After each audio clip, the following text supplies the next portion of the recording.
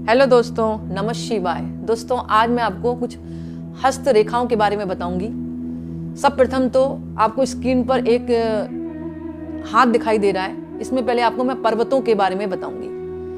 तो जैसे कि आपको दिखाई दे रहा है, ये छोटी जो कनिष्ठिका उंगली, इसको कहते हैं कनिष्ठिका उंगली। इसके जो नीचे का भाग होता है, यहाँ पर होता है बुद्ध पर्वत। अब कनिष्ठिका उंगली के जैसे ये वाला भाग दिखाई दे रहा है आपको, इसको कहते हैं चंद्र पर्वत। समझ में आ रहा होगा? पहले आप हाथ को समझे। उसके बाद इसके बगल वाली जो उंगली है, ये कहलाती है अनामिका। क्या कहलाती है? अनामिका। इसके जो नीचे उभरा हुआ भाग होता है, इसको कहते हैं सूर्य पर्वत। समझ में आ रहा होगा आप लोगों के? अब आती है ये मध्यमा उंगली, यानी कि बीच की उंगली, मिडल फिंगर। इसको कहते हैं मध्यमा उंगली। इसके नीचे का भाग होता है शनि पर्वत। ये दिख रहा होगा। आप अपनी उंगलियों में देखते भी जाए तो उभरा हुआ आपको दिखाई देगा। अब जस्ट बीच वाली उंगली के बगल में एक उंगली होती है, जिसको हम निर्देश के लिए उठाते हैं। किसी को हम वार्निंग करते हैं तो उठाते हैं, इसको कहते हैं तर्जनी उंगली। इसके नीचे का भाग क्या होता है? गुरु पर्वत। ये उभरा हुआ भाग गुरु पर्वत होता है। यानी समझने के पहले अपने को हाथ को समझना पड़ेगा। उसके बाद ये आता है आपका अंगूठा। अंगूठा है, दिख रहा है आपको? इसके नीचे का जो उभरा हुआ भाग है, इसको कहते हैं शुक्र पर्वत। और ये जो पूरा भाग है तेलिकारा, ये पूरा शुक्र पर्वत कहलाता है। अब जानने की एक बात क्या है, पुरुष का जो है दायां हाथ देखा जाता है और महिला का बायां हाथ देखा जाता है। तो ये चीज पहले आप समझ लें। अब मैं आपको बताऊंगी कि उंगलियों के जो पर्वत होते हैं ना, और उंगलियां होते हैं, उन पर जो निशान होते हैं, मतलब तिल के, उनका क्या प्रभाव होता है। सब प्रथम तो मैं लेती हूँ जैसे सूर्य पर्वत, ये आ गया अनामिका उंगली। तो अनामिका उंगली जो ऊपर का निशान होता है तिल का, तो बहुत शुभ होता है। ऐसे व्यक्ति की सरकारी नौकरी लगती है। जैसे कि आप देख लें, अगर यहाँ पर होगा तो यहाँ पर तिल होना जो है सूर्य से संबंधित क्षेत्रों से होता है। सूर्य मतलब उजाला देने वाला। आपकी सरकारी नौकरी भी लगेगी, सामाजिक मामलों में आपकी प्रतिष्ठा भी बढ़ेगी।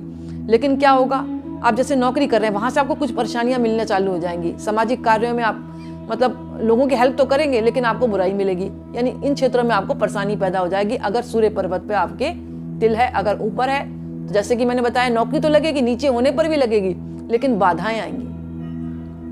अगली बात आती है आपकी चंद्र पर्वत। जैसे ये चंद्र पर्वत पर, ये दिख रहा है आपको, ये चंद्र पर्वत, आप ध्यान से देखें तब समझ में आएगा।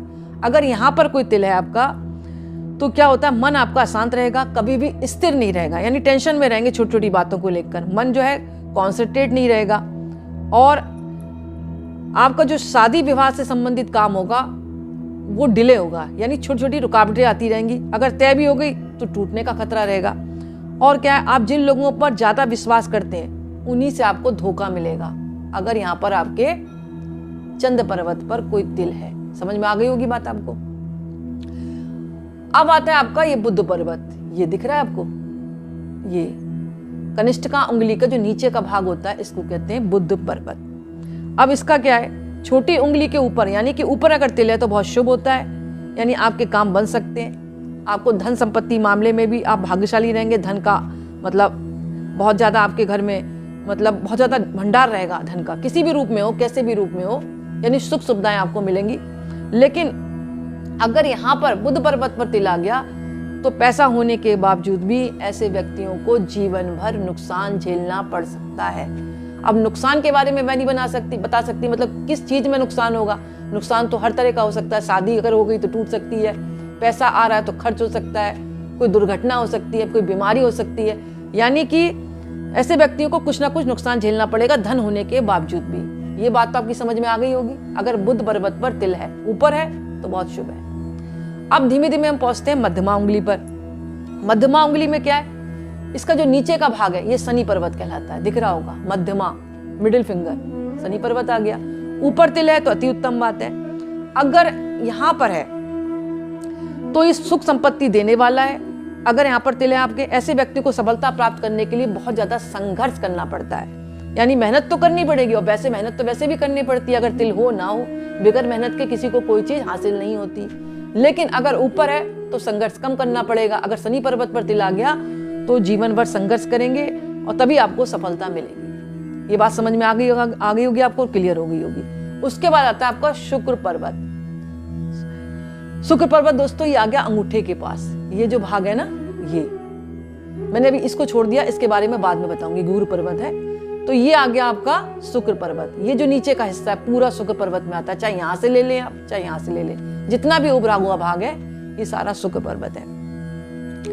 अब क्या है, अगर आपके अंगूठे के ऊपर तिल है तो बहुत ही शुभ है, लेकिन ऐसे व्यक्ति जिनके शुक्र पर्वत पर तिल होता है ये खर्चीले होते हैं, काफी कामुक होते हैं और रोमांटिक भी होते हैं। इसके साथ साथ ये व्यवहारिक, कर्मठ और न्याय का साथ देने वाले होते हैं। यानी चाहे आपके खुद के रिश्तेदार हो, अगर इनको सच बोलना है तो ये न्याय की बात करेंगे, लेकिन इनके हाथों से पैसा बहुत ज्यादा खर्च होता है, यानी टिकता नहीं है। और लेकिन लक्ष्मी जी की कृपा इनके ऊपर बरसती है। ये बात समझ में आ गई होगी। उसके बाद आपको मैं बताती हूँ, जैसे कि मैंने बताया था, ये तर्जनी उंगली है। तर्जनी उंगली हमेशा वार्निंग के लिए उठती है, आपको पता ही है। ये इसके नीचे आता है गुरु पर्वत। अगर तर्जनी पर है तो बहुत शुभ है, लेकिन फिर भी शादी में दिक्कतें आएंगी, शादी डिले हो सकती है, विपत्तियां आ सकती हैं। और अगर गुरु पर्वत पे है तो ये समझ लें आपको शादी में बाधाएं आनी ही है, किसी भी रूप में आए वो, इस बात का आप ध्यान रखें। तो ये दोस्तों मैंने तिल के बारे में बताया है, आप देखें और खुद जांच करें कि हमारे जीवन में इन तिलों का क्या महत्व है। जैसे कि मैंने बताया, ऊपरी भाग में अगर तिल है, कनिष्ठिका के, अनामिका के, मध्यमा के, तर्जनी में और अंगूठे में, तो बहुत ज्यादा शुभ है। अगर पर्वतों पर आ गए तो जैसे कि मैंने आपको विचार करके बताया है, तो आप खुद चेक करें और फिर बताएं। तो दोस्तों आज का वीडियो मैं यही समाप्त करती हूँ। पसंद आए तो लाइक करें, दूसरों को भी शेयर करें और कमेंट्स में नमः शिवाय जरूर लिखें। बहुत बहुत धन्यवाद।